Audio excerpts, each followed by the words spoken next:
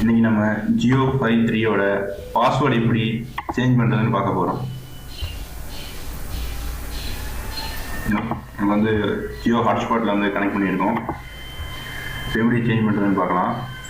First browser open பண்ணிக்கோங்க.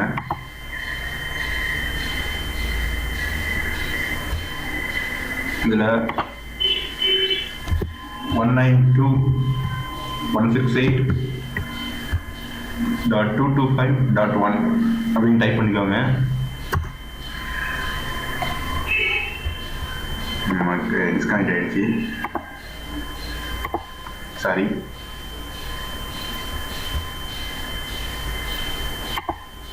Okay, இப்போ connect வந்துச்சு. கனெக்ட் பண்ணிங்கன்னா இப்படி பேஜ் வரும். இந்த பேஜில் பார்த்தீங்கன்னா நம்மளோட ஸ்டேட்டஸ் ஃபுல்லாக இருக்கும். ஸ்ட்ரென்த்து, அதுக்கப்புறம் வந்துட்டு எவ்வளோ டேட்டா வந்து யூஸ் பண்ணியிருக்கோம், இது வரைக்கும் நம்ம எவ்வளோ டேட்டா யூஸ் பண்ணியிருக்கோம், நம்மளோட ஐபி அட்ரஸ் எல்லாமே இதில் இருக்கும்.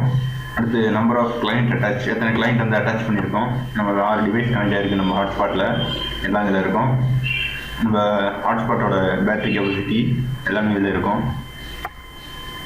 இதை எப்படி சேஞ்ச் பண்ணுறதுன்னா, முதல்ல போய்ட்டு லாகின் பண்ணணும். லாகினில் போய்ட்டு யூசர் நேமில் போய்ட்டு அட்மினிஸ்ட்ரேட்டர் அப்படின்னு ஸ்மால் லெட்டரில் டைப் பண்ணுங்கள். அடுத்து பாஸ்வேர்ட்லேயும் போய்ட்டு அதே மாதிரி அட்மினிஸ்ட்ரேட்டர்னு டைப் பண்ணுங்கள். நான் அட்மின்னு மாற்றிருக்கேன், அதனால் நான் அட்மின் கொடுக்குறேன்.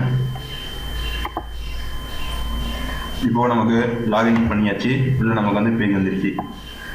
இப்போ இதில் போய்ட்டு நெட்வொர்க்ஸ் ஆப்ஷன் போங்க. நெட்வொர்க்ஸ் ஆப்ஷன் போய்ட்டு வைஃபை கான்ஃபிகரேஷன் உள்ளே போங்க. போனோம்னா நமக்கு இங்கே லாஸ்ட்டில் பார்த்தீங்கன்னா பாஸ்வேர்டு அப்படின்னு இருக்கும். இதில் போய்ட்டு நான் ஏற்கனவே ஒரு பாஸ்வேர்டு போட்டிருக்கேன், அதை ரிமூவ் பண்ணிவிட்டு இப்போ எனக்கு என்ன புது பாஸ்வேர்டு வேணுமோ அதை நான் போட்டுக்கலாம். போட்டுட்டு சேவ் பண்ணிங்கன்னா நமக்கு வந்து பாஸ்வேர்டு சேஞ்ச் ஆகிடும். இது நமக்கு வந்து login password, user name password எப்படி மாற்றணும் அப்படின்னு பார்க்கலாம்.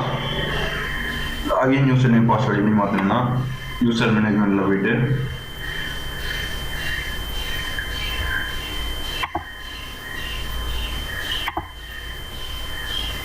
கொஞ்சம் ஸ்லோவாக இருக்குது.